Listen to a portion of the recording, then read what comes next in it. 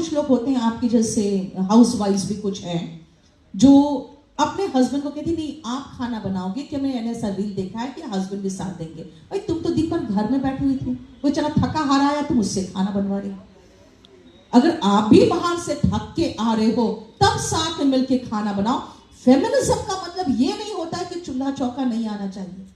कुछ लोग फेमिनिज्म का मतलब ये समझ लें कि नहीं हमें घर का खाना बनाएंगे तो हम फेमिनिस्ट नहीं है। मैं खाना बना सकती हूँ, बहुत बढ़िया खाना बनाती हूँ, लेकिन मैं खाना नहीं बनाती क्योंकि मेरे पास टाइम नहीं है। और टाइम क्यों नहीं है? क्योंकि मैं बाहर बहुत सारा काम कर रही हूँ। मैं ऐसा काम कर रही हूँ, ऐसा कंस्ट्रक्टिव वर्क कर रही हूँ जो मुझे लगता है कोई और नहीं कर सकता अगर मैं उसको बहुत अच्छी सैलरी पे करूं तब भी।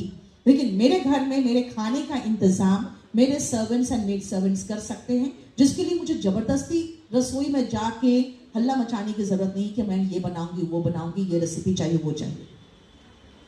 और खाना पीना is not that important. Dieting करो, थोड़ा सा बॉडी को फिट रखना जरूरी होता है, ज्यादा खाने पीने की जरूरत ऐसे पड़ती नहीं हम लोग को जितना हम लोग खाना खाना खाना करते रहते हैं। तो इसीलिए यहाँ जितनी, क्योंकि मैंने गर्ल्स को देखा है, ट्रस्ट मी, मैंने आपको कहा कि मैं आपको इतना बिजी कर दूंगी अपने करियर में कि आपको ये सब करने की जरूरत नहीं पड़ती। और एक चीज और याद रखना, बीइंग अ गर्ल, मैं बीइंग अ वुमेन मैं कह सकती हूं कि जब घर में आप पैसे कमा के लाओगे ना तो आपका सम्मान ज्यादा होगा, रादर दैन दिन भर अगर आप खाना बना के अपने पति अपने बच्चों की सेवा करते रहोगे तो।